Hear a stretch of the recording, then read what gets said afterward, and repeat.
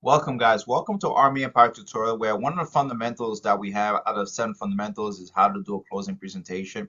And this is how we're going to map out from start to finish what you need to do from the time you introduce yourself to whether you field training appointment or whether you sit down with a client interested in services. How to start from start to finish to kind of build rapport from the beginning all the way to the presentation, all the way to transition where you actually help them either take advantage of the services or becoming a client or getting started working with us, and on top of that, how to get referrals so you can kind of generate more activity. Okay, so looking forward to it, and we're gonna kick off right now. One of the most important aspects of our presentations, what you do before the presentation, is just as important as the presentation. So one of the first things, there's two things we have to learn how to do, especially you want to teach a new person how to introduce you. Okay, you don't have to say, oh, this is Bernard or this is such and such. You want them to give you some kind of credibility. So the best thing to say that we found, so listen, this is my financial coach, is my trainer, Bernard Alerte. He's actually is training me right now, show me exactly how to get my business going, and just he's gonna go over a lot of information with you. So as a favor to me, just give him 10-15 minutes of your time. If you have any question, feel free to ask him. Okay, so that's the way you want to teach a new person how to introduce. The second step is you need to get as much information as possible from whoever you're sitting down with, you as a trainer. So one thing is very important, you want to find out who the person is. You want to write their name, okay, how they know the person, whether it's a friend or whether it's a relative or coworker. You want to find that out. You want to find out if they're married to make sure their spouse is going to be there or not be there. It's so important. If their spouse is not there, I would try to find a way for a spouse to be there during the appointment. Okay, so those things are very important to find out. So when you actually get a chance to meet the person, it's not like a total stranger. You're not going, okay, who are you, by the way, trying to figure it out. You have an idea, a little bit background, more about the person.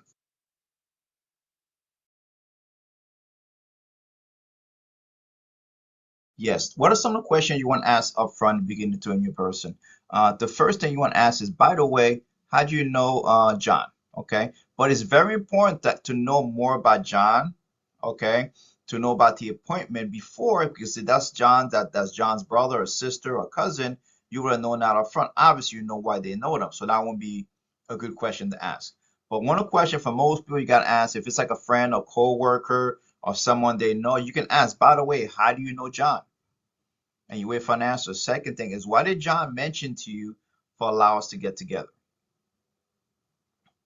And you kind of listen to what they say. Now the next step is, listen, we want to thank you for giving an opportunity to actually help us with John.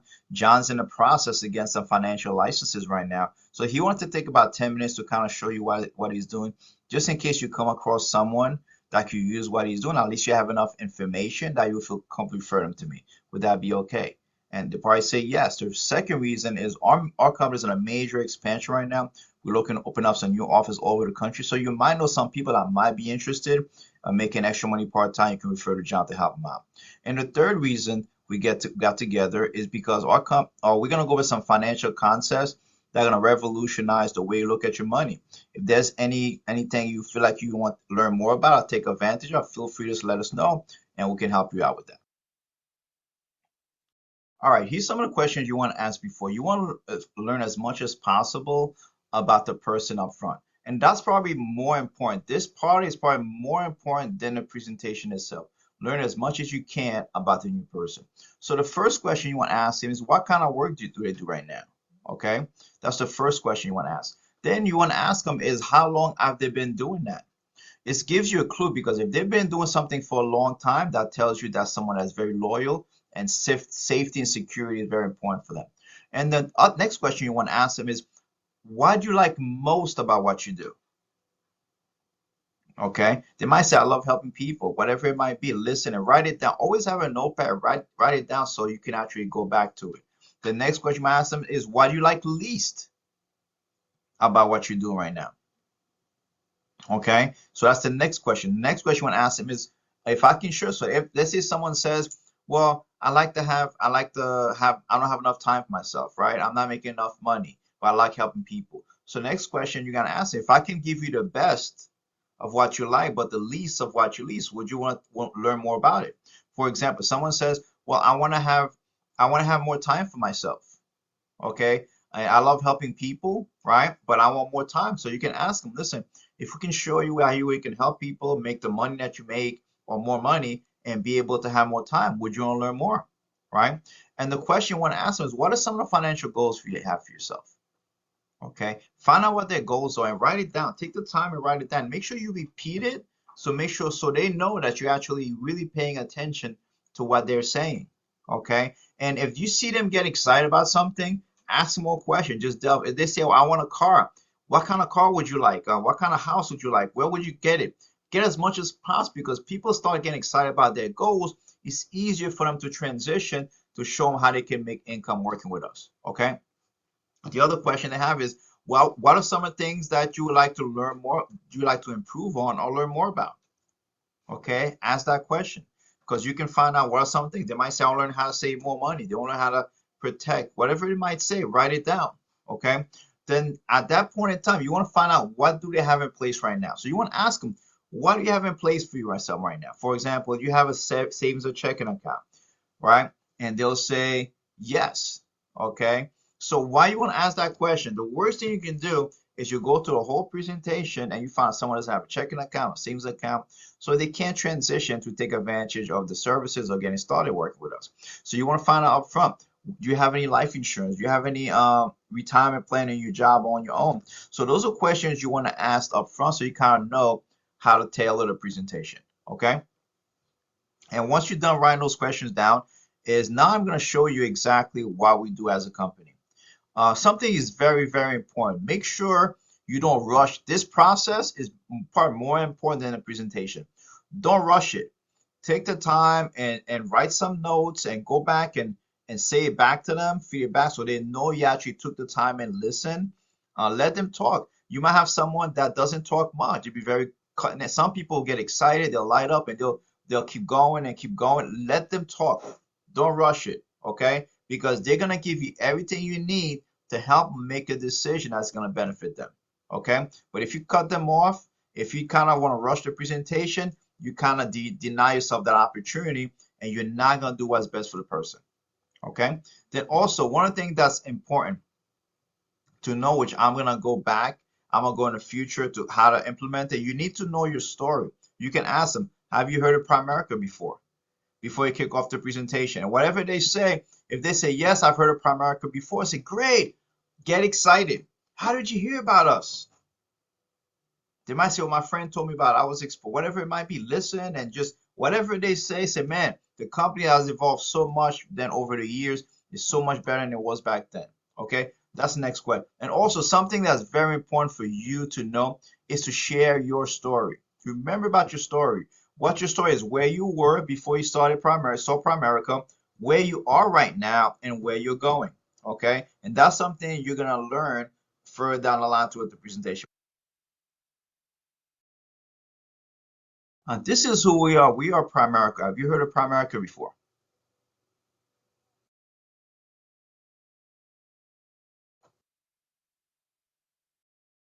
Primerica, we're the largest independent financial services marketing company in North America with 130,000 licensed representatives all over the country in US, Canada, and Puerto Rico. We're listed on the New York Stock Exchange on a stock symbol PRI.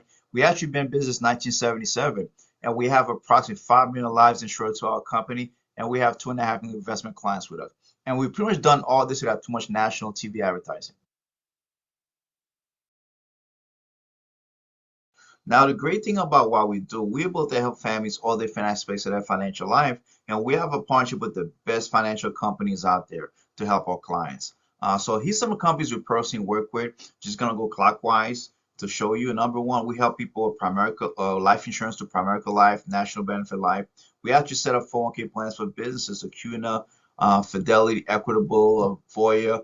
We help people with annuities to companies like Bright House, Equitable, Lincoln, Corebridge. We help people with managed accounts. On the bottom right, we help with mutual funds, retirement plans, college funds, IRAs to companies like Fidelity, Franklin Templeton, Invesco, American Funds. On the bottom, we help you with legal protection, set up wills for families, and identity theft. We also help people with web partnership with Vivint. They do smart home security. We help with Medicare, senior health. Also, we have partnership with Rocket Mortgage. They used to be Quicken Loans, and we do mortgages in some state. So we can pretty much help families all different aspects of their financial life. And a great advantage we have by doing that, somebody want to work with us on a part-time basis, we can help them get licensed in different areas so they have different ways to get paid. Because think about which is better, getting paid one way or 9 different ways. 9 different ways is better, right? Exactly. So on this slide here, you don't have to go over every little company. Just highlight a couple of companies that we work with. And on top of that, trying to go clockwise, okay? Because sometimes it's a crowded slide. So if you don't guide people, you'll be on top and already on the bottom, so it loses effect. So you want to make sure you kind of guide them, like start with the life insurance, primary life, and you kind of go clockwise, okay? So it has more effect, more effect. Would you say a lot of people go to a lot of financial challenges out there? People say yes, yes.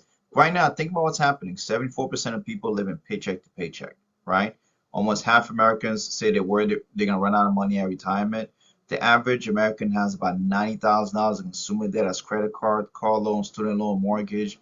60 million households in the U.S. are underinsured or totally uninsured, with average life insurance gap about 200,000. So that means pretty much most people don't have any life insurance whatsoever, and the ones that do have $200,000 less protection they should be having. And nearly 30% of Americans say they have less than 25,000 say invested put away for their retirement.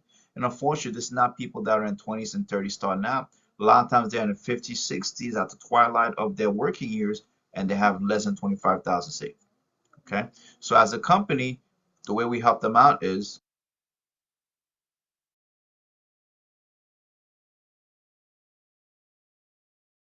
our mission as a company is to help families earn more income, become properly protected, debt-free, and financial independent. Would you say that's pretty important, John and Mary?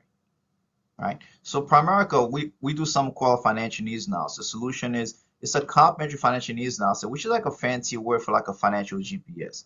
Because think about it. Would you ever take a road trip somewhere you've never been to without a GPS?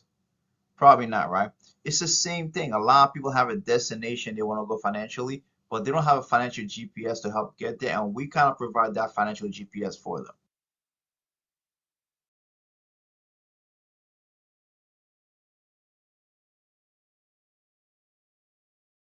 One of the things that we do when we create that financial GPS, what it kind of helps people do, it kind of helps people build their financial household, right? If you look at the red house, right? Think about it. If you were to build a house, if the foundation is weak, what would happen to the house? You can't fall apart, right? This is why if you ask an average person, what do you think is your most important asset? They might say, oh, my house or my car. But the most important asset you and I have is the fact that we make income for our families. Because if that were to stop, everything stops. That's why the first thing we have to do to build a strong financial foundation is to protect your income with life insurance. That's the first thing we want to do. The next step of the foundation of the financial house, we want to create a budget, build an emergency fund. We want to put you in a position you have like 3 to 6 months of your income saved up. So God forbid you had an emergency. The next step is we want to show you how to be totally debt free. Okay. And the next step of the financial house, we want to make sure you have enough money saved up for retirement. One question we like to ask families, do you have a plan to replace 100% of your income at retirement? And most people say no, they don't know what that means. Pretty much that means that if you're making 40, 50, 60,000 dollars when you're working, you want to have the same kind of income coming in when you retire. Make sense? The next step is if you have young kids, how to plan for the kids' education. Make sure you have enough money saved up for your kids' education. The next step is all the goals and dreams you might have for yourself. So while we kind of help people build, we kind of help people build a strong financial household, right? Because if we show how to build it the right way, if you have challenges that might come your way, it can withstand it when it's done the right way.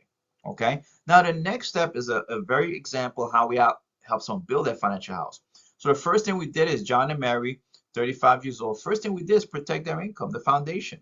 So we helped them get $250,000 protection each for husband and wife for $82 a month. And they had some money saved up in a retirement plan, so they had about 20,000 IRA. So we helped them transition to the mutual funds where they can get a better rate return on their money. And they're already putting away $258 a month. So by making that adjustment for them, they would have over $770,000 accumulated by the time they retire, right? Would you say that's a pretty good amount, right? So the great thing about what we do as a company is we don't have a one size fits all for everybody. We customize something for every single person, okay? So no matter where that person is financially, we can help them, okay, get in a better position. So there's people that are very fortunate enough they can put away more money towards their financial plan, But there's a lot of people, for example, they might be in a fixed or limited budget. So what we basically do, we kind of meet them where they are and we work with them and customize something for them. So by the time they get to, we help them work with them to get them where they need to go. Make sense? Which is a good transition. Now, one of the foundations we have when it comes to talk about the protection part, let's talk a little more about that. Now, if you think about now, I went over the concept, all the slides. But one thing is very important. A couple of tips when you walk the slides. Number one is and when it comes to like the facts, you don't have to read every single thing. You don't have to read 30-year level term. You don't have to say that. Just make $250,000 protection, husband and wife for only $82 a month. Okay, and you don't have to go over 6% rate of return. No, just go over 9%. They would have over 770,000. So you kind of summarize everything, and also you also let them know, because when people see like $82 a month, $258 a month, they might say to themselves, I don't have that kind of money. I can't do it. So no matter what happens, this is why it's very important for you to share with them that no matter where that person is, we'll meet them where they are. We don't have a one size fits all. So they feel comfortable that even though they might be in a fixed limited budget, if they're in that position, that we can help them customize something for them. That's why you want to mention that. Talk about the protection part. Okay, we talk about the foundation. When it comes to life insurance or protection, there's only two options you have out there. Okay, first option is called cash value life insurance, and the second concept we teach families called buy to investor difference. How does that work? When it comes to cash value life insurance, there's only three policies it falls under, which is whole life, universal life, variable life, index universal life. They kind of have different names, but they work the same way. Here's how these plans work. You're paying for two things. You're paying for a death benefit if something happens to you, and you also pay for a living benefit. Okay, but the challenge, can you ever collect on a death benefit and a living benefit at the same time? The answer is no, because you can't be dead and alive at the same time, right? So let me show you how these plans work. Let's say John and Mary, 35 years old. Let's say they have $100,000 of protection, which is a death benefit. So let's say they're paying about $235 a month for that. Okay, and the policy also builds up some cash value. So by the time they're 65, they would have about $74,000 of cash value, right? But let me ask you a question. If something happened to John and Mary, God forbid, that family would get the $100,000 of protection, but whatever they have built up in their cash value, $74,000, will go back to the insurance company. They would actually keep that money. Yes. Okay. Now, if the consumer, John Mary, want to take all the $74,000 cash value, then the company would just cancel the coverage. They will lose the coverage. Now, if John and Matt went to use any part of 74,000 at any point in time, they would have to borrow that money and they have to pay it back in interest, or they would deduct it from the face amount. Now, if you have to borrow that money, is it really your money? It's not, right? So would you say this plan benefits the consumer or it don't benefit the insurance company? It benefits 100% the insurance company, right? So a different concept we teach families is something called buy term investor difference. How's that work? I mean, for the same $235 that family might be spending, we can give them $250,000 protection for husband and wife. Pure protection. We separate the insurance and the investment. We give them pure protection for only $82 a month, right? Is $250,000 better than $100,000? Absolutely. Now we save them about $153 a month. The $153 a month, we're going to show them how to save and invest that money. So by the time they're 65, they would have over $282,000 accumulated, right? Now, the best part about that, if something were to happen to John and Mary, they will get the $250,000 of protection and also the $282,000 they have accumulated. They will get both, right? And if they want to take all the $282,000, it doesn't affect the protection, the $250,000. And on top of that, if they want to take any part of $282,000 at any time, they don't have to borrow that money. They can just take that money out, which is their money. Now, based on what I just shared with you, which plan benefits you the most? Cash value life insurance or buy to investor difference? Buy to investor difference. The challenge is 9 out of 11 families that have protection have cash value life insurance. And what we do as a company, we show them how to correct an injustice so we can show families how to get more protection for less money and have more cash accumulated, pure cash accumulated, and so they have 100% control of their plan and not the insurance company. Now, if you think about this concept, right? You don't have to, when I go over this slide with families, you don't have to, first of all, if they don't have any life insurance, if you ask them in the beginning, do you have any life insurance? If they say they don't have any life insurance, you don't need to go over that slide with them because it's just going to confuse them.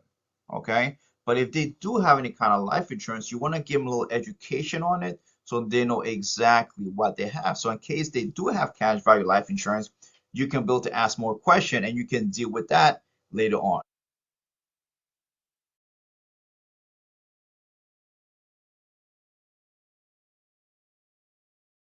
Now, when we try to build someone's financial household, there's a challenge we come across probably 90-95% of the time.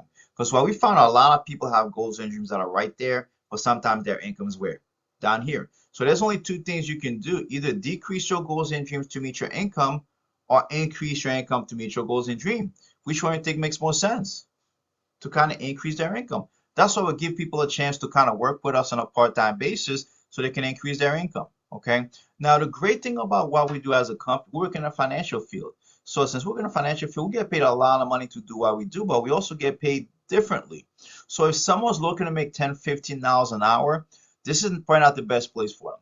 But if they want to make a significant income on a part-time basis, and they can actually have a tremendous impact on people's lives and build a career, they're in the right place. Let me share with you why. Someone got a license working with just in life insurance as a district lead, which is a part-time position with a company. They say if you help somebody out with life insurance, average person, you make about $442, right? It takes an hour and a half to help somebody out. Would you say that's pretty good income to make for an hour and a half? The answer is yes. Because think about how long does it take an average person to make $442 at work? Maybe a week or 2, 3, 4 days if they have to. So imagine if you were part-time, and you only help one family a week. You got a license, you help one family a week. That's an extra $442 a week. That's about $1,600 to $1,800 a month part-time. Now, how much of a financial impact would an extra $1,600, $1,800 a month had on an average person, even if your life, if you think about it? Tremendous, right? Exactly. Now, when I'll go over that slide, this is why I share a little bit. This is why you share a little bit of how can I say that the question asked. So if you ask someone what their goals and dreams are, if they say, well, I want to buy this is where you tie in. If they made that, how they can accomplish that goal. So if someone says, I want to buy a new car. If you ask, well, how much would the car run? Right? You can ask them, listen, if you only have 1 or 2, 3 families a month, you can hit your goals of buying that car that you want.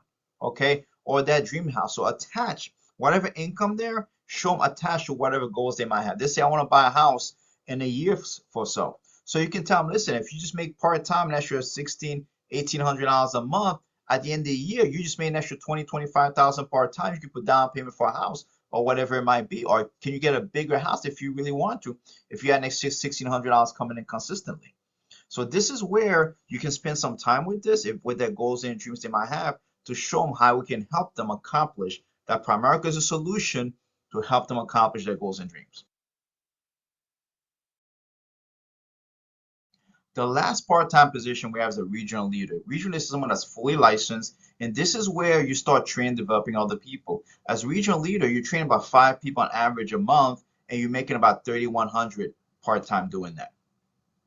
Okay, so on this slide, you don't have to explain everything. You don't have to explain personal 3 life clients. Whatever. They don't know what that means. Okay, so you make it simple. You're training about 5 people, and you're making about 3,100 part-time. Make it very, very simple. Now, the first full-time opportunity we have is that regional vice president. Regional vice president, this is where you're kind of running your own office. You have about 15, 20 people working with you. And at that point, average income of a regional vice president with a company is about $104,000 a year. It's a 6-figure position. Now, you don't have to go over a lot of information here. You don't have, like I said, the last slide, you don't have to go to 2 Life. They don't understand what that means. Regional vice president, they're running their own office. They are full-time. And they train about 15, 20 people licensed on average and making $100,000 a year. Okay, keep it simple. At Primerica, we have such a tremendous track record of success because we have so many people from all different backgrounds, all different nationalities that work with us. Just to give you an idea, So we have over 8,300 people that make over $50,000 with our company. We have 4,380 that make over $100,000 with our company, and we have 120 people that make over $1 million with our company, and they all come from different backgrounds. We're not looking for people experience. People tell me all the time, Bernard, I don't know if I can do this. I don't have any financial. I haven't done this, but I have a financial background. We're not looking for people with financial background, and we're not looking for sales background. That's not what we're looking for. We're looking for people that want to learn, that want to make extra money, change their life, have desire to do something special, so we can show them exactly what they need to do. This is why we have nurses that work with us, teachers that work with us. We have police officers, attorneys, doctors, homemakers, students, you name it, UPS workers, FedEx workers, so many different backgrounds that work with us. So anybody can succeed with us if they want to learn and want to show them exactly what to do to become successful. Okay, so on this slide here, you don't have to go over since 2010. It doesn't matter. Just share with them a little bit of the backgrounds, a little bit of backgrounds of the people having success. And this is where you have an opportunity also on this to kind of share your story, share you where you were, right, and where you are and where you're going. Like you can say, for example, this is where I was before I started Primerica because you didn't have financial back. So they kind of relate to you. And this is what I am right now. This is where I'm going. So you could say, listen, when I started Primerica, I used to do this. Okay. And this is why I got started. And now this is where I'm at. I'm on track to become a regional vice president and eventually to run my own office. And I'm looking for people that want to make a six-figure, to help train, make a six-figure income. So you share with them exactly where you were, right? Where you are right now in your journey and where you are going in the future. Okay. So people know that you're a real person. People know that it's not something that you were born to do, not something you were destined to do. It's something that you learn. So the same way you learned, they can learn too. Make sense? Another aspect of our success in 2021, Primerica paid over $1 billion to the field force. That's not revenues, that's not volume, that's how much we paid to the people that work with us, and most of them were part-timer. Okay, and this is something that's public information. Since we're a public company, you can actually find that out, that we actually paid that kind of income.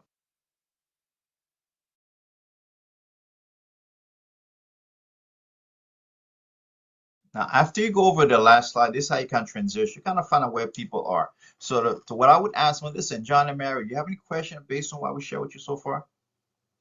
And if they have any question, you kind of answer the question, or if they say, you know what, no, I have no question so far, great. So now this is how you transition. You find out where people stand right now. At this point in time, John and Mary, there's three things that most people tell us after we've gone over most of the information. The first one is say, you know what, I'm really interested in making extra money part-time. Making extra part-time is how do I get started? How does the process work? What do I need to do next? That's the first scenario come across. Second person might say, listen, the opportunity sounds great, but I'm more interested in becoming a client and building my financial house and learning how to win the money game. I'm more interested in that aspect of it. And the third scenario that comes across is they might say, listen, I really want both. I want to make extra money and also want to learn how to build my financial house. So based on these three scenarios, which one kind of interests you the most? Okay. And whatever they say, you say, great. If they say, for example, I'm interested in making extra money part-time, right? Then you transition to the next slide, which is how to get licensed working with us. Okay. If they say number two, opportunity sounds great, but I'm more interested in becoming a client, build my financial house. You don't need to go over the licensing because they're not interested in getting started. They want to build becoming a client. So then you go back and you go over the financial house with them. Okay. And the third person might say both. If they say both, you go over the how to get licensed. Okay. So 1 and 3, you go to the next slide. Okay. If they say 2, then you go back to the financial house because they're not really interested in making extra money part-time. They want to build a financial house. You can still recruit them in the back end, but at this point in time, you get it right. So I learned something very powerful. If you help people get what they want, you can help them get what they need. Okay.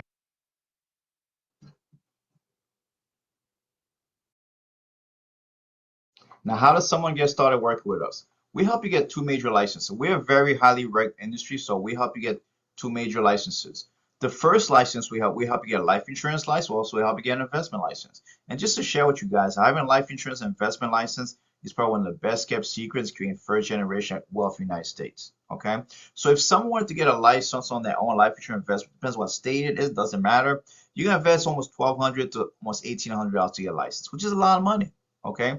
So the great thing about what we do as a company, somebody want to work with us on a part-time basis, what we're willing to do, we're willing to invest about $1,076 into you to help you get licensed. Or you invest $124 to get a license, which is 99 plus 25, $124 to get a license, and we kind of take care of the rest. Okay. Would you say that's pretty good? Absolutely. And the license or your license you're gonna get. The first thing we do, what does $124 cover? We cover the background check. We wanna basically do a background check. We gotta make sure that if you have any felonies, anything like that, because unfortunately, if someone had any background in the past, they may not be able to get licensed. So we want to know up front. The second thing we pay for the license class. We license class either in class or online. Whichever one you feel more comfortable with, we can put you in a class, and we take care of all the costs associated with that. The third thing, we take care of some fingerprints. Okay, if you have fingerprints and the state requires it, we pay for that also. And after you pass a license class, the next step, we go take the state exam. Okay, and we actually pay for the state exam. And on top of that, we prepare you very well for the state exam. It's multiple choice, no math. Okay, and the great part about that is we have on our website, we have something called Exam Simulator, which prepares you very well for the state exam to the point that if you do the practice exam, you get 70 or 80 above, they pretty much guarantee that you're gonna pass the state exam.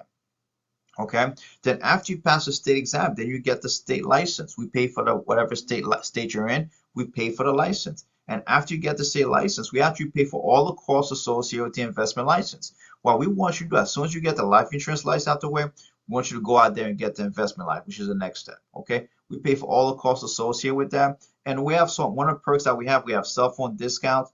If some of those carriers, anywhere from 17 to 22% discount on your bill, which could amount to a lot. Okay, and on top of that, we have the best technology in the industry out there. Okay, the company invests so much money in technology just to make our opportunity so much easier, right? Advisors usually pay anywhere from $3,000, $4,000 to have access to that technology. We invest all the costs. All you have to just to run the technology part of our bill, which is $25 a month. That runs all the technology part of our business. And the great part about that, that's something that you begin the first month with the 124. But what you do is basically is $25 a month. You can actually do it, and that's something you can start and stop at any time. So you have a lot of flexibility with that. So if you're really engaged, you use it, the technology, you use the website, man, you're engaged. But if you're not using it for whatever reason, then you can start and stop at any time. So you got very flexible. And the best part about that, on top of that, is we cut paychecks every single day. You know, people get paid every week or every 2 weeks. We cut paychecks every single day. We cut cycles Monday, Tuesday, Wednesday, Thursday, and Friday. Okay, which is tremendous, right? Because think about it. Imagine getting paid every day. So if you sit down with someone to help them out today, you get paid the same day. Next day, every day. So you have an opportunity to make income on a daily basis, not just every week or every 2 weeks. Make sense? Any questions so far? Good. Now this is a slide I want to share with them. The slide about to let people know I want to show them like little price, big value. Okay, so this is where you invest that they're only investing $124, and we're taking care of all those different aspects. You want to let them know that to get licensed in the industry costs a lot of money, $1,200 to $1,800 depending on the state. So I want to share with them that we're going to pick up all the costs. All they invest is $124 to get licensed, and we kind of take care of everything. Okay, and I want to show them everything that they get for $124. Everything, and you emphasize the $124 covers the background check, covers this, it covers that. So you want to let them know that it covers everything. Okay, so I want to show them big value, little price.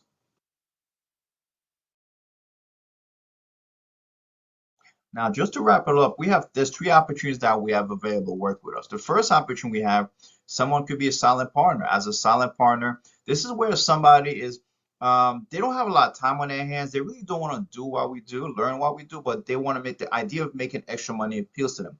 But what they have to do, they have to go get the licenses out the way. And what we do is they kind of refer people to us on a referral basis, where we take care, we do all the work, and they also get paid too as a referral. So at that point, on a silent partner, you can make anywhere from $500 to $1,000 a month, depending on how many people you refer. Okay. The second was a part-timer. Part-timer, whereas this is someone they work, they have a full-time job, but they get started part-time. They kind of go at their own pace. They go as fast or as slow as they want. We don't have any quotas. On a part-timer, this way they kind of learn what we do a little bit. They get licensed, right? On a part-timer, you can make anywhere from $1,000 to $4,000 part-time. Okay. A full-timer, this is where you want to make a career out of it. This is where you're a regional vice president, you run your own office, and average income is about $100,000 as regional vice president. Now, which one of these options best fits your situation right now? Okay. So this is a slide I kind of used to kind of find out where people are. Okay. And at that point, you kind of find people are, whatever it is. If this is silent partner, great. Let's get you started. If they say part-timer, great, let's get started. So I want to find out where they stand. Okay. Now, after you're done with saying that, now the next step is these are 3 magic questions you want to ask. If they say silent partner or part-timer, the next question you want to ask them, so great, how soon do you want to get started? If they say, well, right away, right?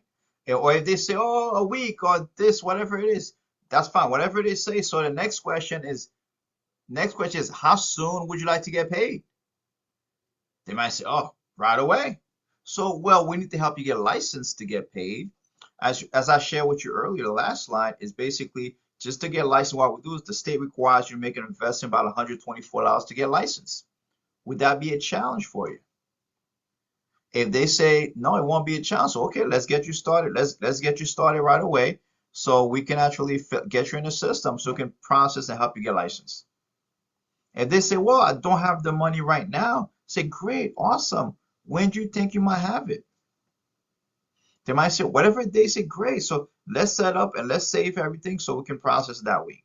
So you can actually, if someone says, I want to get started right now, but I'm not gonna have money until next week, whatever it might be. So if they have a checking account, you can say, listen, let's save it and we can get you started. If they say right now, you go straight into great. Let's get you started in the system. So you go right on POL and you help them get started. Great. Okay, this is so Mr. and Mrs. Klein, you're more interested in building a financial house, right? Yes. Okay, so let's take a look at your financial house based on where you are right now. So the first step, let me ask you a question. Who do you have your income? Do you have any income protection, life insurance, either to your job or personally? Whatever they say, to the job personally. So let me ask you a question. They don't have any. So listen, would you be willing to take 1% of your income to protect the other 99%? Good. Okay. So let's take a look. Then let's look at the next step of the financial house. Now you have an emergency fund. Do you have at least 3 to 6 months of your income saved up when God forbid you had an emergency? No? Okay. Would you like us to get you in that game plan, put you in that position? Yes. The next one. Do you have a debt freedom date? Okay. Do you know exactly you'll be totally debt free? No. Would you like to know your debt freedom date? If we can show you how to pay off all the debts, give you strategies without spending any more money you're paying right now, would you want to know more about it? Great. The next step, do you have retirement? Do you know your financial independence number? What's that? That's the amount of money you need to have accumulated so you can live off the rest of the money for the rest of your life without going back to work. Would you want to know that number? The answer is yes, right? Now, college savings. Do you have kids under 10, right? Do you have any plan for the kids' education? Would you want to get more information how to get started with that? Yes. And how about other goals and dreams you might have that are important to you? Great. So let me ask you a question. If we can create a strategy for you that's well within your budget, that's going to help you accomplish everything you want to accomplish, at least get you on the right track to building your financial house. And if you were totally comfortable and happy with it, would you have any challenges getting started? Great. Okay. So now let's take a look at the income protection. Let me give you a little idea the right way to use income protection.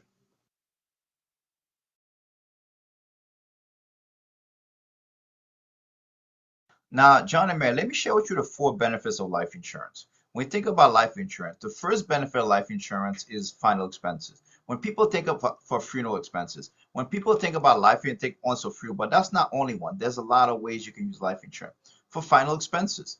Now think about it. When someone, how many of us know someone that passed away and they had to go GoFundMe to collect? Because average funeral costs about $10 to $15,000. Okay, so life insurance cover the final expense. That's very important. The second benefit of life insurance, something called income replacement. What does that actually mean? So let's say someone's making $50,000, $60,000 a year. Let's say, God forbid, they pass away. That $50,000, $60,000 stops coming to the family, but the family still has to what? Live, still have to pay the bills, still have to, still have to eat. See what life insurance, if you have the right amount of life insurance, it allows you to replace your income.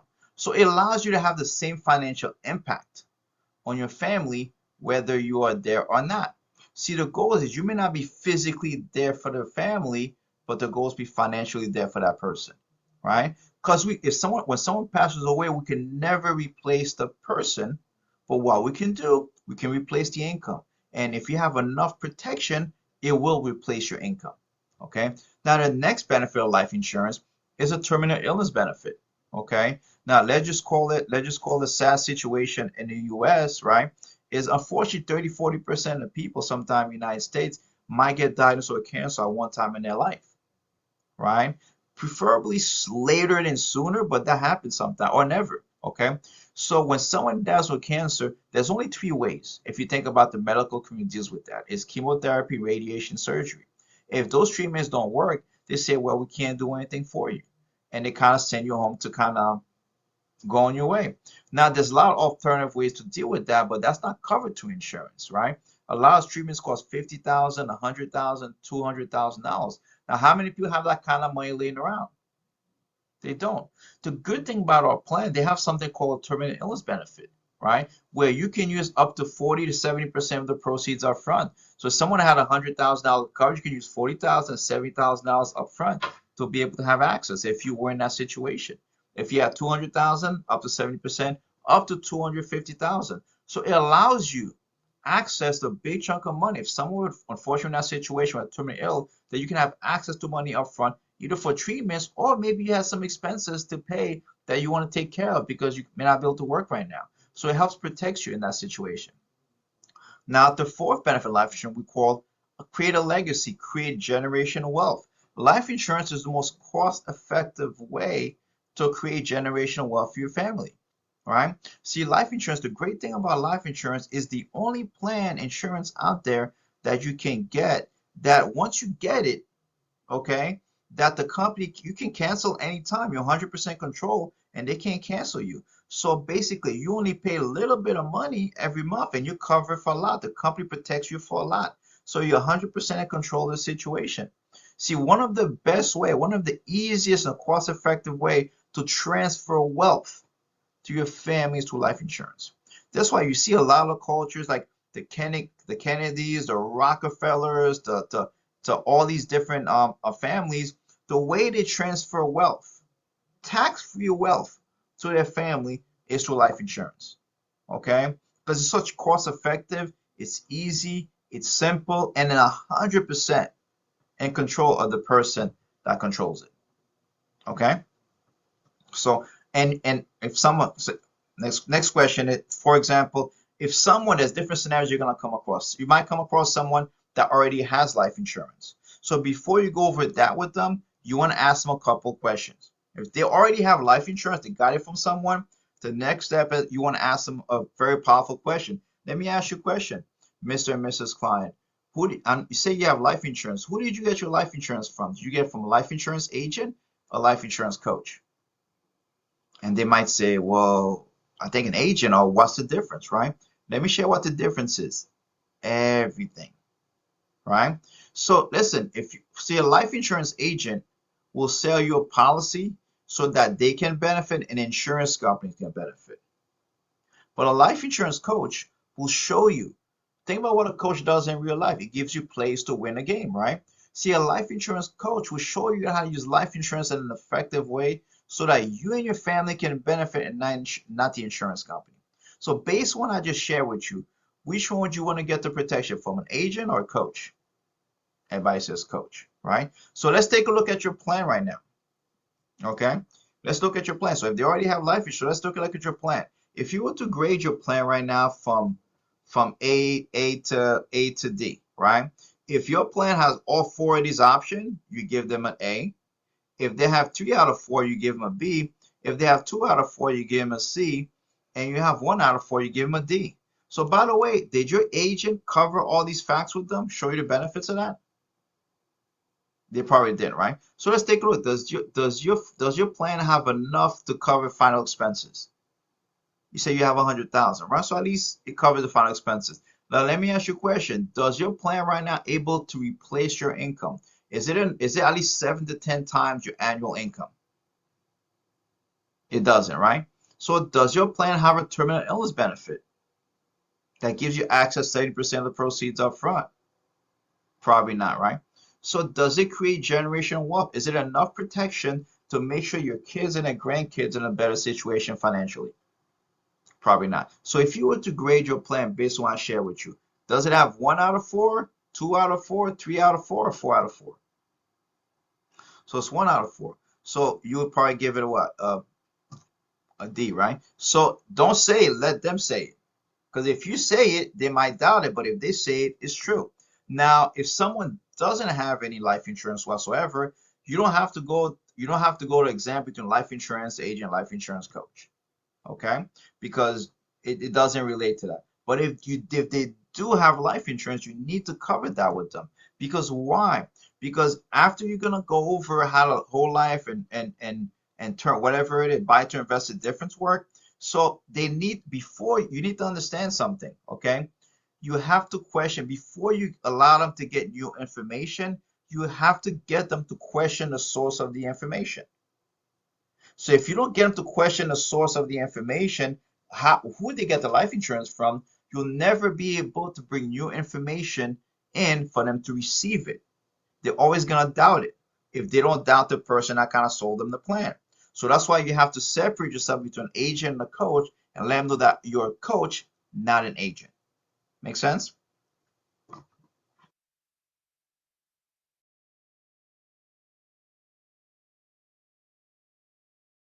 Now, the question people ask me all the time is how much life insurance somebody actually need. Okay, so we have a formula called DIME that shows you exactly how much protection somebody needs. DIME. So let's take a look at it. So if you sit down with a client, I would ask the number one. Let's look at D. D stands for death. Average funeral costs about 10 to 15,000 for a funeral, right? So let's write 10,000, right? This is how much protection you need. I stands for income. Experts recommend you have to do 7 to 10 times your annual income protection. How much income do you make right now, Mr. and Mrs. Client? 50,000. So if you times 50 times 7, that's about anywhere from 350,000 to 500,000. Okay? And you write down 350,000, right? Now M stands for mortgage. A lot of people, they want to make sure if something happens, God forbid, that the mortgage will be paid off. So they want to have to earn any mortgage. Okay? Do you have a mortgage right now? If they say yes, you can say, what's the balance of the mortgage? So if it's 100,000 or 300,000, you add that to the formula, right? If they say, well, I don't have a mortgage, I'm renting, okay, so you don't have to worry about that. Now, E stands for education.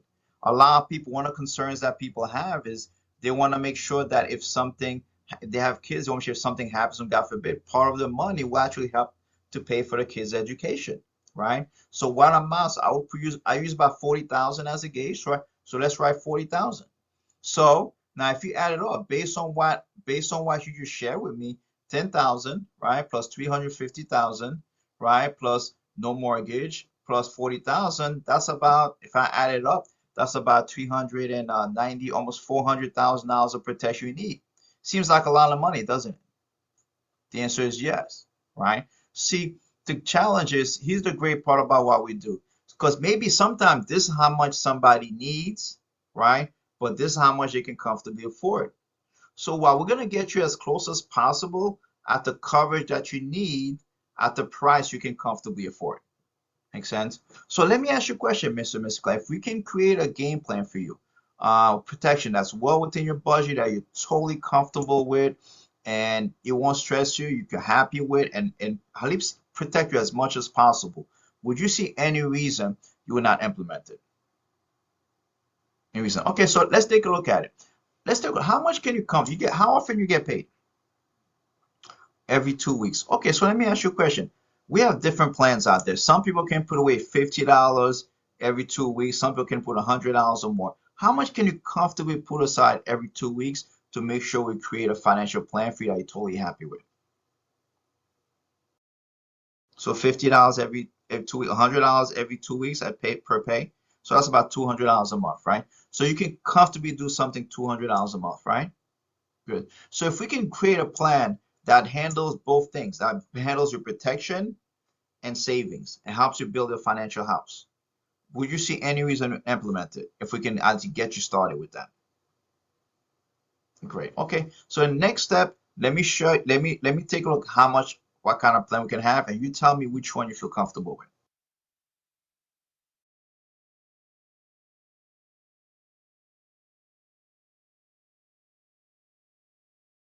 Hey, John and Mary, listen, I just came out with some great strategies for you. You let me know which one kind of best fits your situation right now. You said comfortably, you can comfortably do $100 every 2 weeks, $100 every pay period, right? Yeah, which is about let's say $200 a month average, right? So here's what I was able to look at for you. I look at three different strategies. Number one is I was looking at $200,000 of coverage for you and $200,000 of coverage for your spouse, right?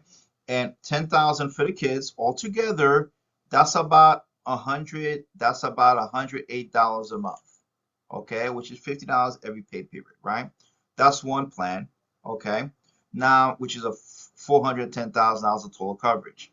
Now, I looked at 200, the next plan, B, I looked at $250,000 of protection for you and $250,000 protection for your spouse and 10,000 for the kids for about 112 a month, which is about half of that, which is $56 every 2 weeks.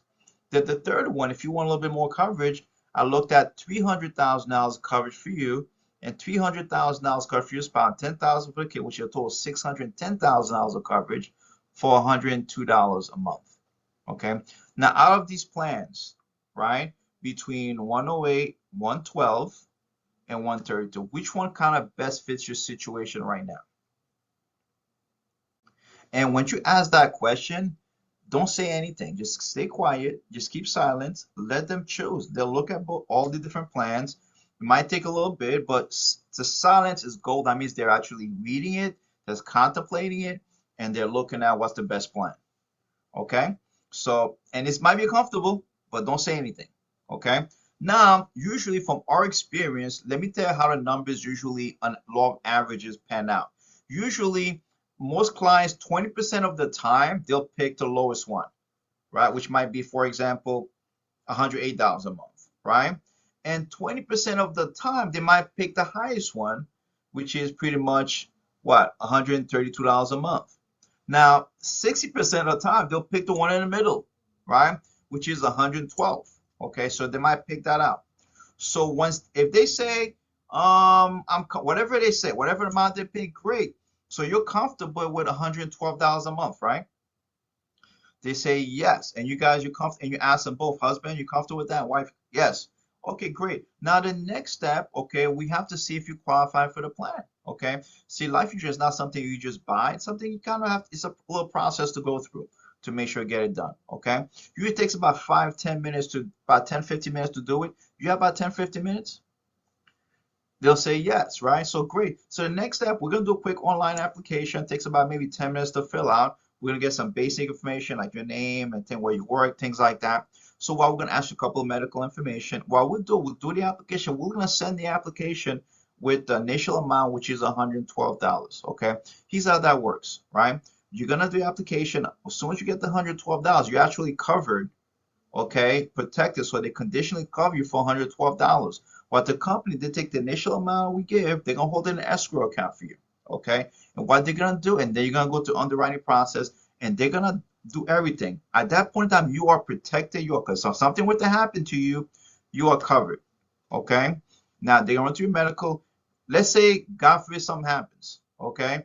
God forbid something happens. Let's say, for example, number one is the medical doesn't come out good for whatever reason. We shouldn't be a problem based on what you share with me, okay? So at that point in time, what they'll do, the $112 they held it, they refund it back to you. Okay, they give it back to you.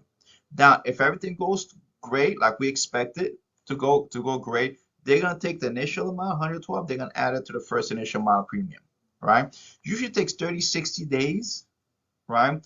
For everything go might be less than that, but sometimes it might take up to 30, 60 days. So throughout the whole time, pretty much you are protected. You're covered. So something were to happen, God forbid, your family, that the company will pick up the check. They'll give you a $300,000 check to your family. Something were to happen.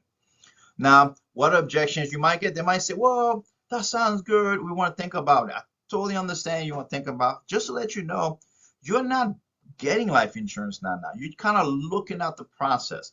Now, let me ask you a question. When we first do the if we do the application for you, right? We do the initial 112.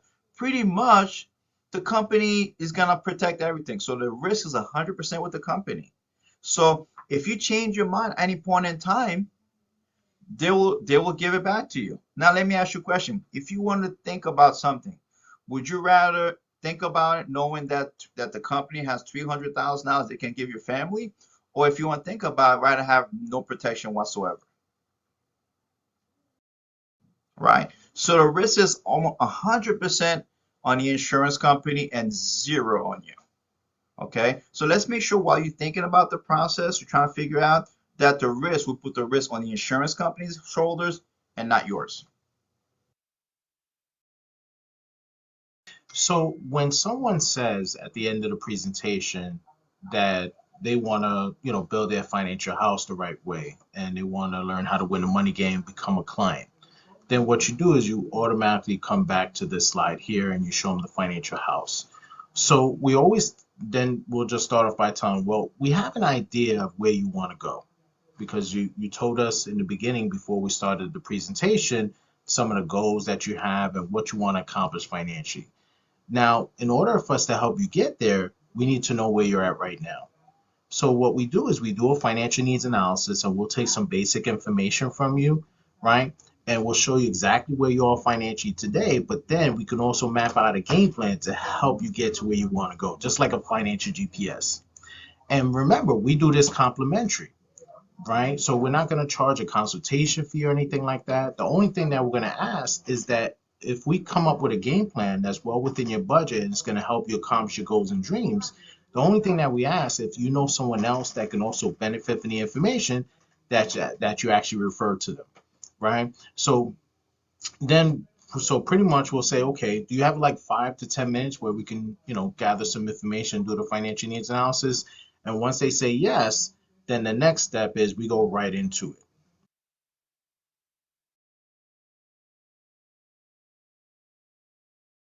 Okay, so this is where we're going to log into POL and we're going to log into Turbo App so that we can access the FNA, right? So you get to the POL home screen, right? And you'll see the Turbo Apps at the top, which is circled in red. So you're going to click that. And that's going to put you in to the screen where we're going to add them as a contact, and then we're going to open up the financial needs analysis. So on this screen, this is where we're going to add the client as a contact. So we're going to place their name where the arrow is, and then we're going to click Add New Contact and save it. And then from here, we're going to go to the FNA icon, which is circled in red, so we can access the FNA and start gathering the information. Now, when you click the FNA icon, this is the first screen that you're going to actually see. Okay, so here we're going to put their first and last name, right? If they're male, female, and date of birth. And of course, if you're going to include it, like let's say they're married, you're going to include the spouse, you're going to put their information too.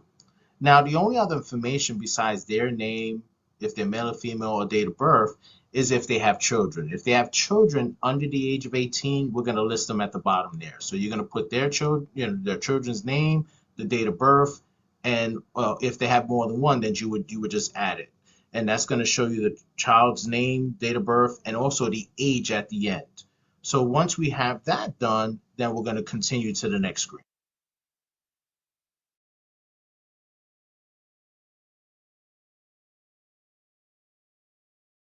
On this screen, this is where we're going to actually take the income information.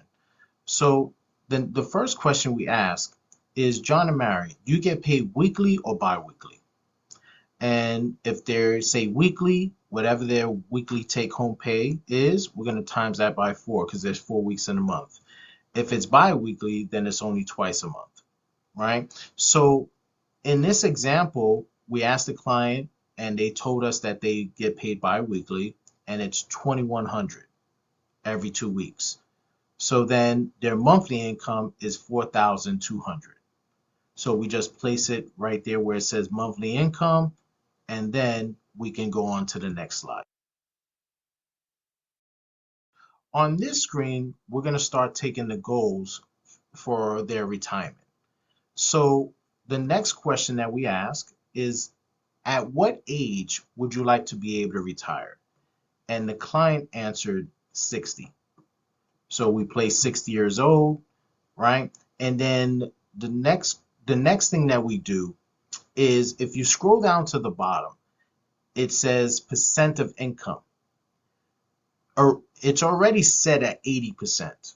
So you have to actually change that to 100% because people don't want to live off less than what they make right now during their retirement. They want to either get paid the same or more. So always change that to from 80 to 100%. On this screen, this is where we're going to list the assets, like how much money they have saved so far. So the first question we ask is, John and Mary, do you have any retirement plans through your employer or on your own? And they told us that they have a retirement plan through their employer. So the next question is it a 401k, a 403b? What do you have through your employer? So then they told us it was a 401k. So we asked them, on the most recent statement that you received from your 401k, about how much money did you have in there? And their answer was 25,000. So we listed 25,000 for John and 25,000 for Mary because they each had 25,000 in their retirement plans as of today. Now the next question we ask is, how much do you contribute to your 401k or your retirement plan every month? And in this case, in this example, it was $200 a month. So we listed there.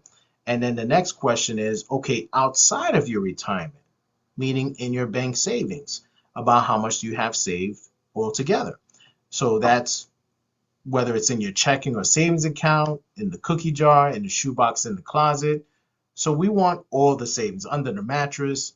And also, this is where we find that spouses are hiding money, right? So in this example, they told us it was 5,000. So we listed it there. On this screen, this is where we're going to go over the results. So based on the information they gave us, their financial independence number is 4.5 million. So that's the amount of money that they're going to have to save so they can retire and never run out of money again. Right? So now, based on what they're saving right now, which is where you stand, they're saving $400 a month for their retirement. And based on what they're doing at the age that they retire, they're going to have 750,000 saved. That's a 3.8 million shortfall because they need 4.5 million. So in order to hit that number, they would have to, instead of saving $400 a month, they would have to save 4,000 a month. So right here, we're able to show the client that, number one, they're not saving enough for their retirement. And number two, based on how much they need to save, a lot of times they're not making enough to do that. So this is a great recruiting tool where we can show them, well, listen, how about if we help you make some extra money part-time working with us? They can actually help you make the extra income to actually make up the difference. So now you can save and invest the amount of money that you need to, and you can get either hit the financial independence number, or we can get you as close as we can possibly can without breaking the budget. So this is a tool that you can use to actually show people what their shortfall is. And when they don't have an option or they don't have a solution of actually taking care of that shortfall, this is when you can have that recruiting conversation with them again. On this slide, this is where we're going to take the life insurance information. So the next question we ask is, do you have a life insurance policy for you and your family? And then if they say yes, okay, great. Do you know how much coverage that you have on each you and your spouse, and what's your monthly premium? So in this example, they told us, all right, we have 100,000 in coverage on each of us, and our monthly premium was $200 a month, which is very expensive because they're in their mid 30s. So what this tells you is most likely they have a cash value life insurance policy. So this is the reason why it's so important to list what they have is because now we can show them that number one, they're underinsured, and number two, they're paying a very high premium and not enough coverage. So this is a way that we can actually close them on actually replacing the life insurance policy that they already have.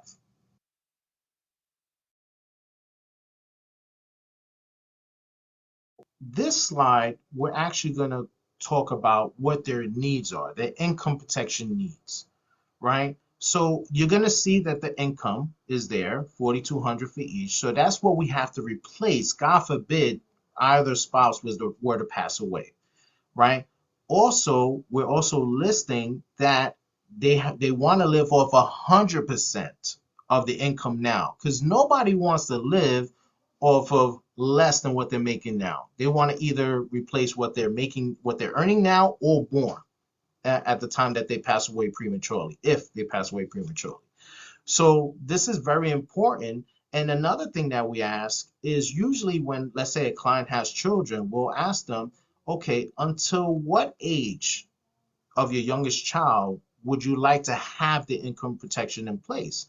Because most of the time you'll have income protection in place to provide income for your children if you were to pass away. So in this example, the client listed 25 years old. So then when their youngest child turns 25 years old, that's how long they need the income protection for. So that's going to generate the actual income protection, like the dime amount, the actual coverage they actually need.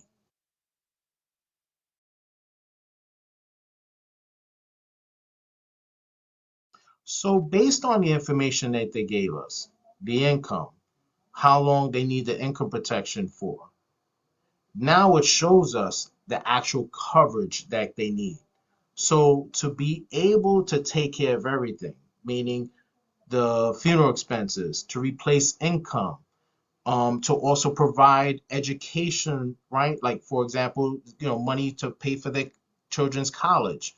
And then also if you have like a mortgage or anything, we can actually include that also.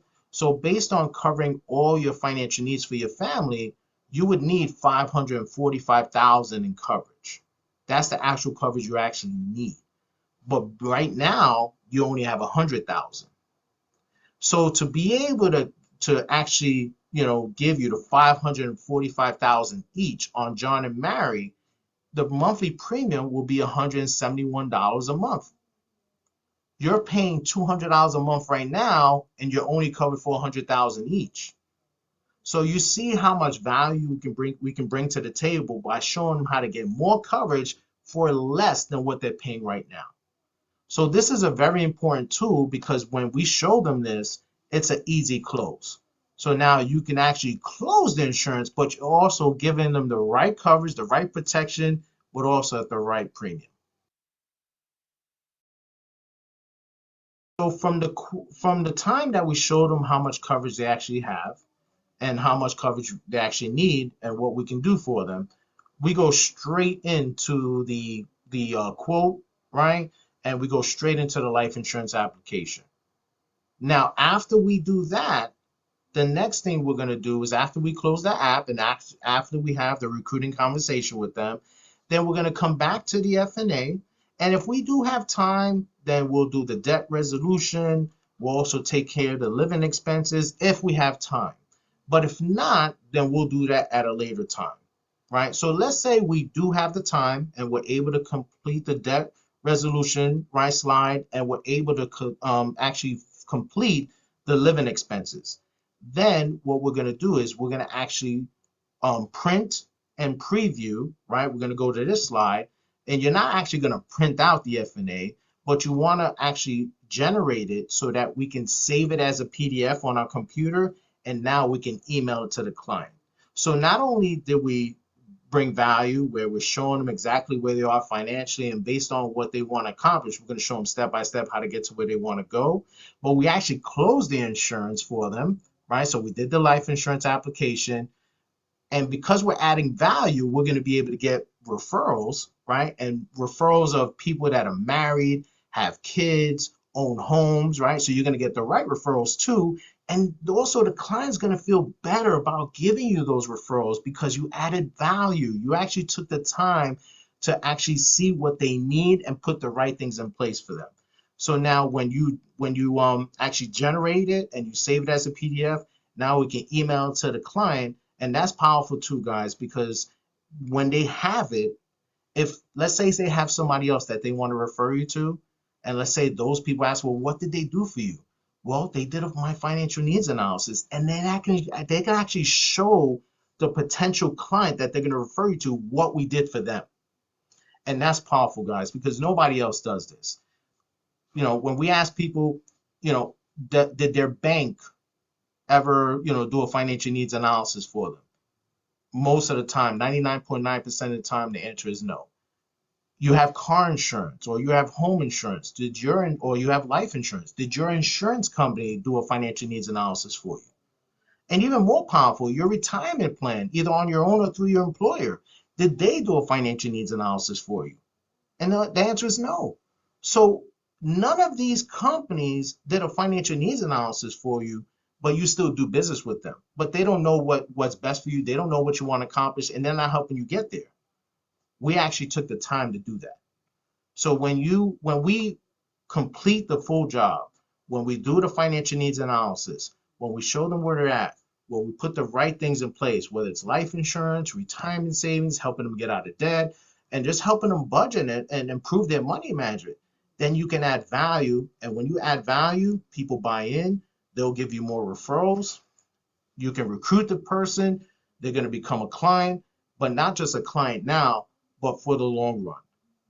So this adds so much value, and it just separates us from the rest.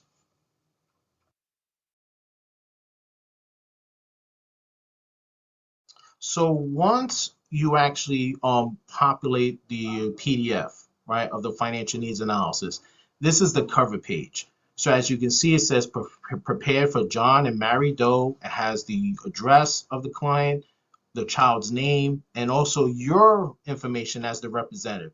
So you see how professional this looks.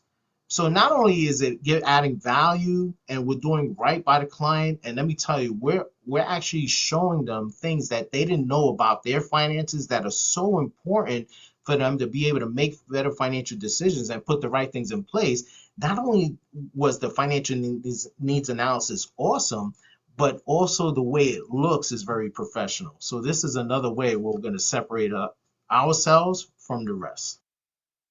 Great. Now you've already given a client a quote and they decide which one they want. Okay, whatever they want. Couple things to look for. If you go on POL, when you're about to fill out the life app, couple key things to look out for when you fill out the life application. Number one is there's two kind of plans out there. There's the NBL plan, National Benefit Life, which deals with New York, and there's also Next Gen, which is the rest of the country. Okay, so a couple things you want to do when you go in the life app. Okay, the first page is going to tell you the agent. It's very important.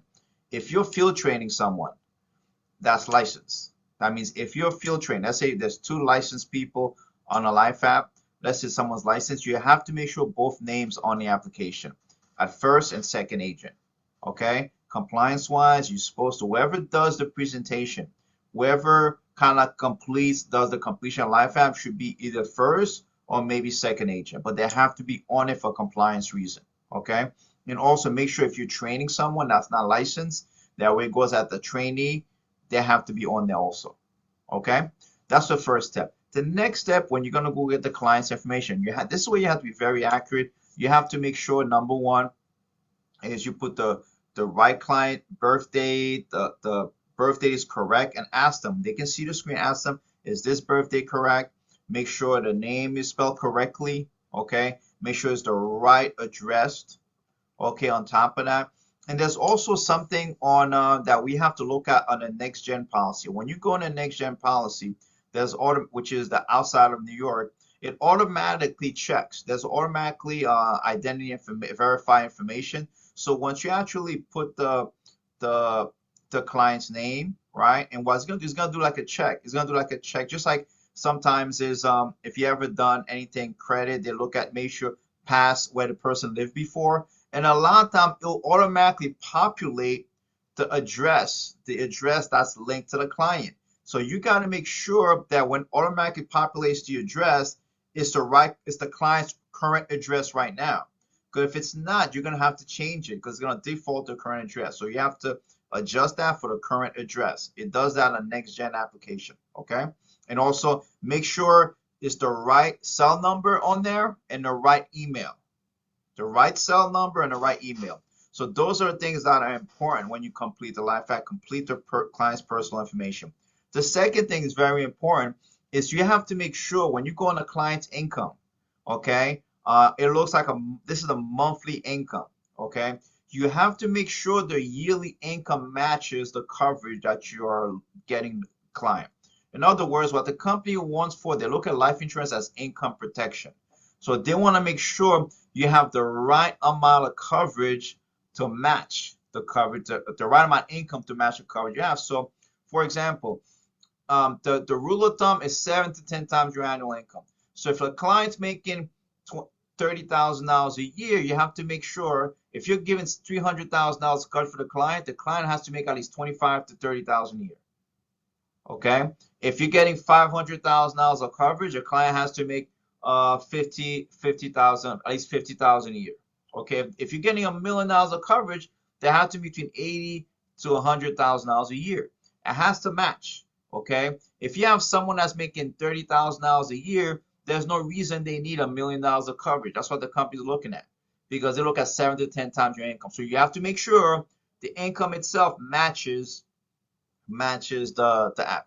You have to put some kind of income that matches the app. If they're a student, then the income that you put as a student has to match the coverage. Okay, those are the key points.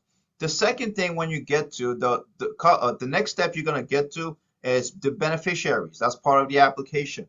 Make sure the beneficiaries, number one, is gonna ask you for the beneficiaries, let's say address and phone number.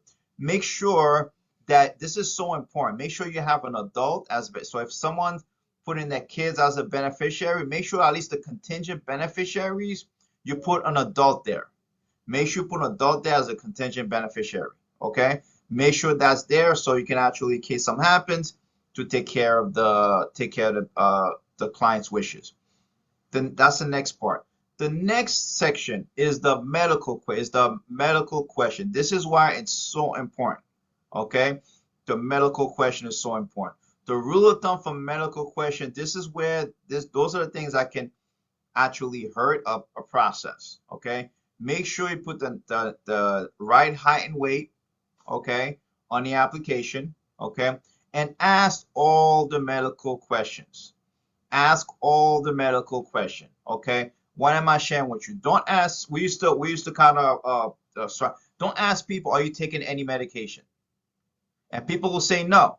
See, that's not correct. The question you have to ask, have you ever been prescribed anything for the past 10 years? Have you been prescribed anything?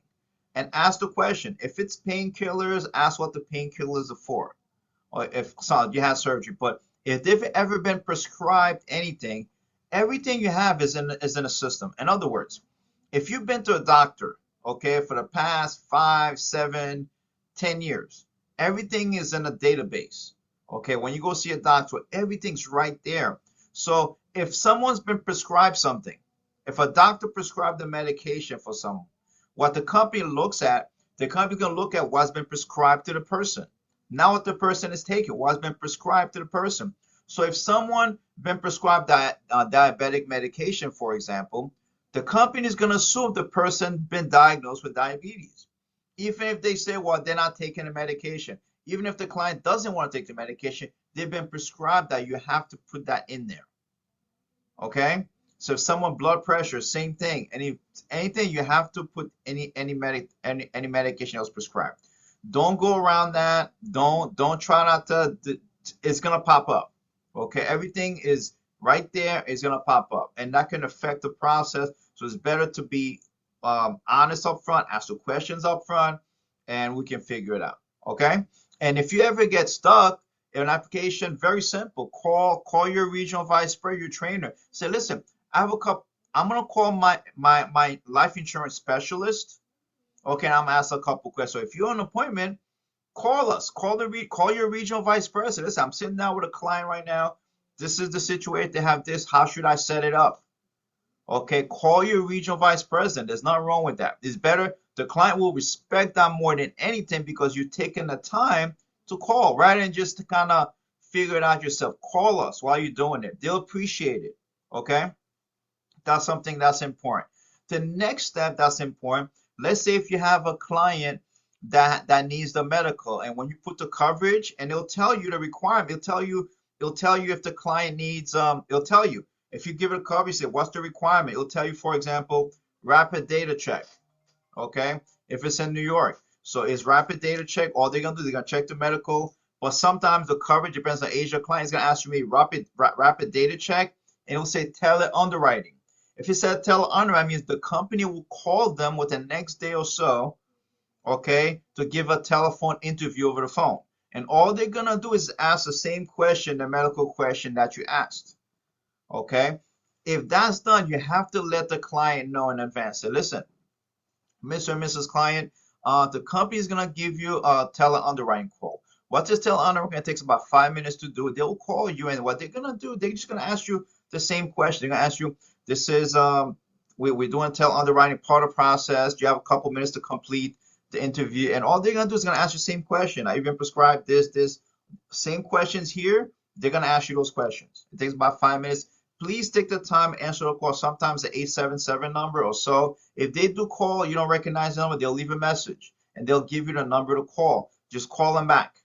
Okay. So guys, that's very important to complete the process.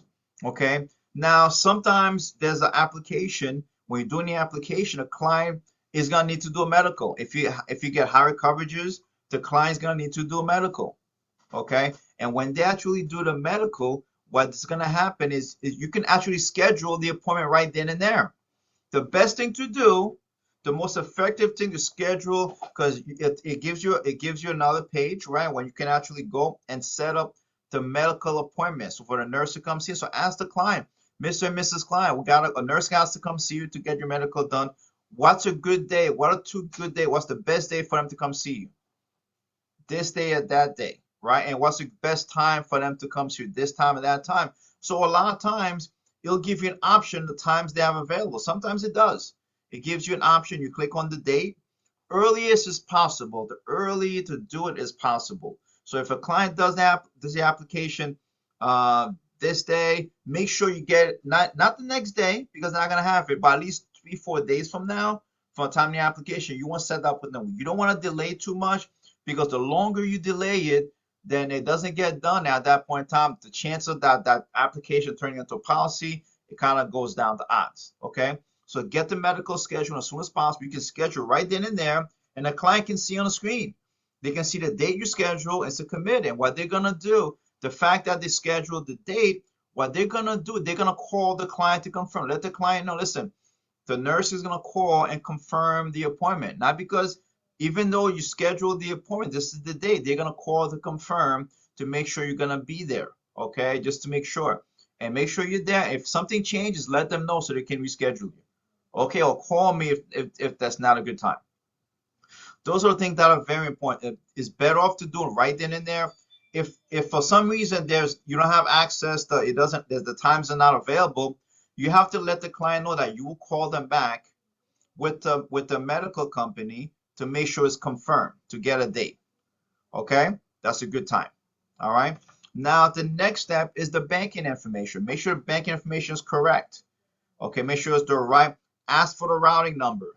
Okay, ask for the right routing number. Okay, there's different routing numbers. It's not one routing number for a state. So let's say, for example, if someone opens their account in New York, for example, it's a different routing number, right? If someone has a Chase, let's say in Florida or different parts of the state, so ask for the routing number. Ask the client for the routing number, bank account. Let's say Bank of America is a different routing number in New York versus Florida. So don't assume it's the same routing number.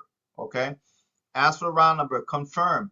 Make sure you type it in and confirm it's the right account.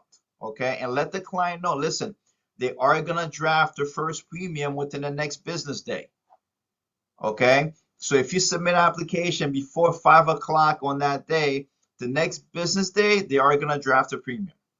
Okay. If you submit like say 6, 7 o'clock, so it won't be the next business day, but a business day after that. Okay. But let the client know they will draft the initial premium within the next business day. Okay. Let them know that's important. So it avoids issues. So the client knows they have the funds there. So when they draft the money. Okay. On a next gen application, when you do a next gen application, you're gonna have to do, after you get the medical question done, it's gonna ask you to do a DocuSign. Okay. So what they're gonna do, they're gonna email a DocuSign. Okay, they're gonna email a DocuSign to the client. Okay, that's the first DocuSign after you answer the medical question.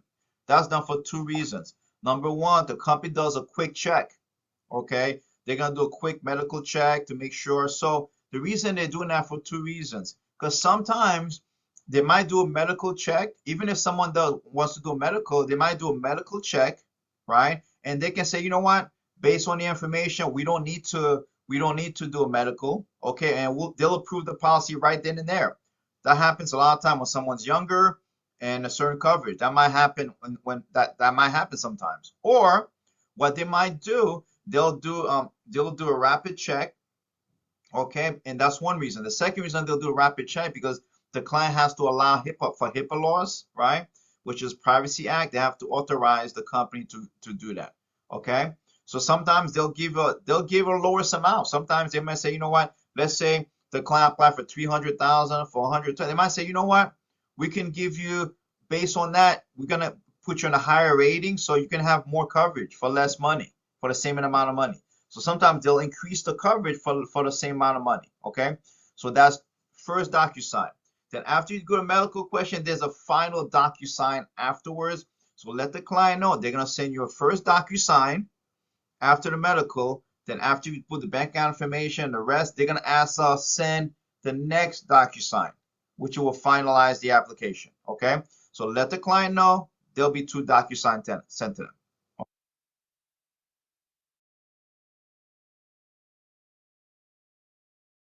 Talking about recruiting the client on the back end. So let's say in the beginning, when you're doing a presentation and you share with the client, you ask them what they interest them the most, and they might say, you know, I want to build my financial house, become a client. That's more their concern. And you've done all that when you went over the benefits of life insurance, you went over you give them the quote, you did the life app. Now you just complete the life app. You can still try to recruit them on the back end, but what can you say to try and maybe get that interest? You might say, hey, listen, Mr. and Mrs. Client, listen, we're very excited for you. You've taken a really very important step in protecting families' future. How do you feel about that? They might say, great. And it's very, very exciting. Now, the great thing about what we do, Mr. and Mrs. Client, is you don't pay us any money for what we did for you. Okay. The great thing about what we do is you just send your premium to the company, and the company every month, the company pays us. You don't pay us any money, the company pays us. Now, I know you may not know it, but what do you think is a fair amount of income that the company should pay us for an hour and a half putting this plan together for you? And a lot of times when you ask that question, people might say, well, I don't know, I'm not sure. 50, 100, that usually that's what we get. I don't know, $25, $50. And at that point, whatever they say, so, oh, you thought we're having $100 conversation, right? So a $50 conversation, whatever they say. See, for an hour and a half, we're putting this plan together for you, protecting your family. On average, the company paid us whatever the compensation is for your contract, share with them. The company paid us $500 for an hour and a half to put this plan together. Your regional, if you're a higher contract, $700, $800, whatever, or $300, $400, whatever it might be. So you're talking having a $100 conversation, $300, $400. Would you say that's pretty good income part time? They say, heck yeah, right? Now, how long does it take you to make $300, $400 for an hour and a half worth of work? But they might say, oh man, it takes me like 2-3 days or 1 day or something they might do. Now, next question, if you could potentially earn $300, $400, or $500 for an hour and a half worth of work, would that be something that interests you? They might say, well, sure, yeah, right? And you can say, listen, the only thing in the way, the only thing in the way of you making $500 for an hour and a half to work, you know what that is? They might say, what? Is you don't have a life insurance license. So, okay. Then you might say, now the next question people always ask me, how do I? And let them answer. They'll say, get one. Then you can go over the presentation, go back to the presentation when you're going over how much does someone get licensed? How long does it take to get licensed? You get 2 major licenses. You kind of go over that part with them, and they might say, you know what? All right, let me give it a shot, right? The next step you ask them, listen, how soon would you want to get started? And you kind of recruit them. Would you like us to use the same account that you use for your life insurance? Or would you like to use a debit card or credit card? Which one would you rather use? If they say yes, then you can recruit them on the back end. Okay? Usually 50% of the time you go back, you'll be able to, even if they said, no, I'm not really interested in the beginning, when they realize how simple the process is, especially if you're getting referrals, it's easier to recruit a client because they know exactly what you've done. They've seen the process done and they see the value what you bring to them, and they say, man, I can make money doing it. Especially if you mention to them that you're gonna do all the work and all they're gonna do is watch, introduce, watch, and get paid.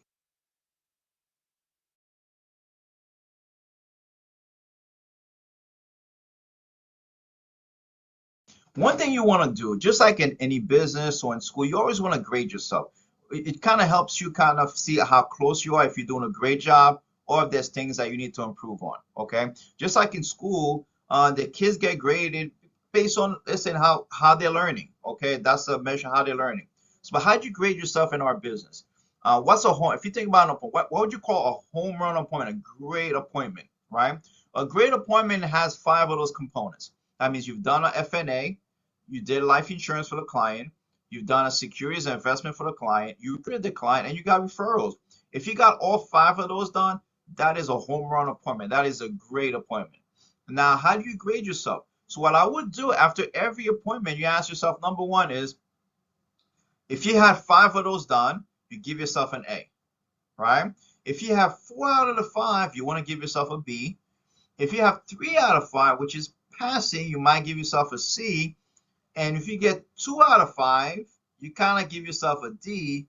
But if you get 1 out of 5, you kind of give yourself an F, right?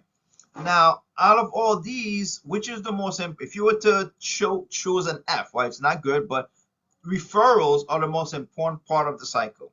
If you get referrals, you can do everything else. So if you sit down with a client, if you don't do anything, get referrals. Because if you get referrals, you can always set up an appointment and you can always do the rest of the process. Because if you do just a life app for the client and you don't do anything else, then where's your next appointment going to come from? Right? So that's why it's very important when you sit with a client, one of the most important things you can do is make sure you get referrals.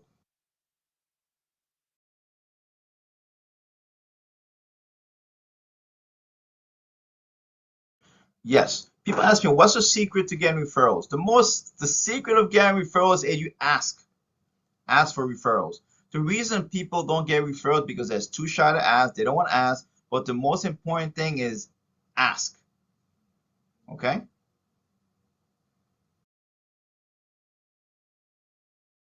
One thing you want to do, right? One stand you want to have it comes to referral, you never leave either if you're doing a recruiting appointment or client appointment without referrals. That's the most important thing you need to have. Just like you would not leave if you were doing a simple client, you would not do a life app for a client without getting the client's name, social, income, medical questions, and bank account information.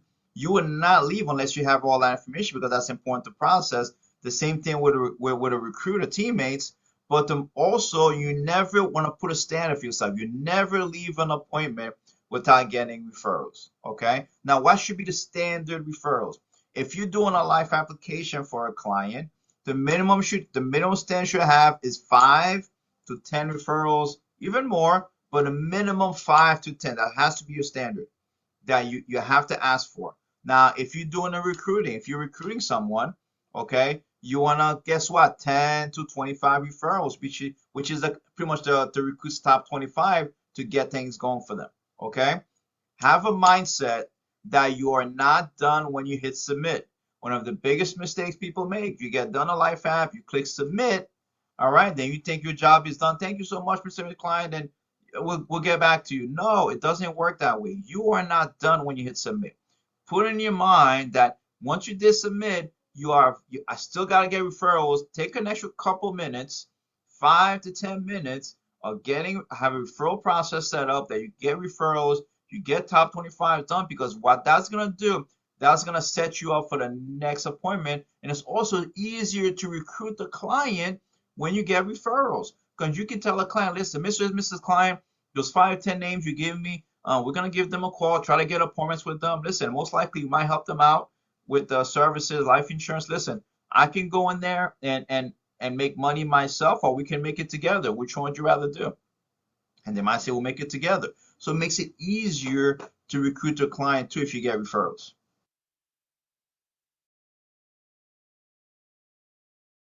Now, there's 3 kind of referrals you're going to get out there. The first one's a top 25. Top 25 is when you kind of recruit someone and you're going to say, listen, hey, John, we're excited to get your business going for you. Let's identify some people that you know that we can actually show them what you're doing so they can actually help give you referrals, okay? So at that point in time, you get a top 25, which is someone that joins the business. That's the first kind of referral. The second kind of referral is a client referral. That means you sit down with a client, let's say you did a life app. Even if you didn't do a service for the client, you might say, listen, Mr. and Mrs. Client, listen, who else can you refer to? Who else do you know that can benefit from the information we share with you so far? Okay, and be specific. Don't ask who do they know, because they think about everyone. What's going ahead is think, okay, everyone that I know, and that's too much to think about. You might ask narrow to a certain like market demographic. Who do you know that's married, that you're very close to? Who you know that's married with kids that you're very, very close to, that you speak to on a regular basis? Ask them that question. Ask them, who do you know, who's your best friend, okay, that can also learn from the information we share. So be specific demographic, ask for specifically married, or you might even ask, who do you know that lives in Queens? Who do you know that lives in Orlando, Florida? Who do you know that lives, whatever. Be very smart. The more specific you are when you're asking for the referrals, the more it kind of narrows their focus and they can give you exactly what you're asking for, okay? Which is important. Now, the third is beneficiary emergency contact. Now, this is after you've done a life app and you have to have a conversation with you gotta have the conversation with the client, okay? And we're gonna go over the next slide exactly the terminology to use when you deal with beneficiary emergency contacts. Now, this is how you go over the beneficiary script, okay? And so let's say if you say, Mr. and Mrs. Client, one of the challenges that we have in life insurance industry is that sometimes claims don't get paid. And the reason claims don't get paid is a lot of times the beneficiaries or emergency contacts don't know that they're beneficiaries on a policy, and they don't know who and where to contact. So one of the things that we do as a company to prevent that from happening is we are required to kind of communicate with either the beneficiaries or contact to let them know, God forbid, something were to happen to you, they would know how and where to contact us so it can process your wishes. So I'm actually going to send you a text that you can forward to them to let them know that I'll be contacting them. Send it individually, not group text, so it's more personal. I'll also be emailing them a simple form. I'm sending a text and let me know when you get it. So what you do is you send the text, see the text on the bottom, you send that a very simple text, right? So they're supposed to send that, they're supposed to copy and paste and send that to whoever their contacts are. They put it as emergency contacts. So they'll say the text is, hello, I know you're probably busy, but I just updated my life insurance policy and made you a point of contact in case something was to happen to me, to assure that my wishes are honored. My agent, Bernard Alerte, will be calling you in the next hour or so to go over the information. Look out for his call. This is his number in case you don't recognize it. I need you to get my updates. Thanks. So they send that text individually to each of them, okay, to each of the emergency contact individually. And what's going to happen is some tips you want to go by, okay? Number one, make sure they get the text and read it, okay? So make sure they got it right. And also get to wherever they're going to put as a beneficiary contact number, ask some questions. And ask some questions who they are, okay? For example, make sure that the contingent beneficiaries, if they already have their immediate family, husband and wife, so there's a husband and wife on the policy, right? So what they do, they'll most likely put each other as a beneficiary. So make sure you get contingent beneficiaries so you can actually be able to communicate them, okay? And also, who should you get? Make sure the people you give you get between 25 to 65, and ask some questions. Make sure they work. Okay, so if someone, let's say they want to put their mom, which is 70, 75 years old, I may not want to call their mom or dad. Okay, so make sure if they say that their son that's 18 years old, that may not be the best scenario. Okay, so get between 25 and 65. Okay, make sure they work. Ask some questions about them. Okay, before you do that. Then once they receive the text, most likely when they send the texts, and most likely the people are going to get back to them and say, absolutely. So now, what do you say? The next paragraph is, what do you say when you call the beneficiary? So they give you the names, right? Now, what do you say when you call them? What do you say when you call them? Say, hi, this is Bernard. How are you doing? Hope all is well, right? Did the client name is John, and the brother's name is Thomas. The client name is John, the brother's name is Thomas. So, hi, what did John send you a text to let you know I'll be calling you? And you wait for the answer. They'll say, yes, he did. Great. The reason I'm calling is John updated his life insurance policy and put you as a beneficiary, an emergency contact.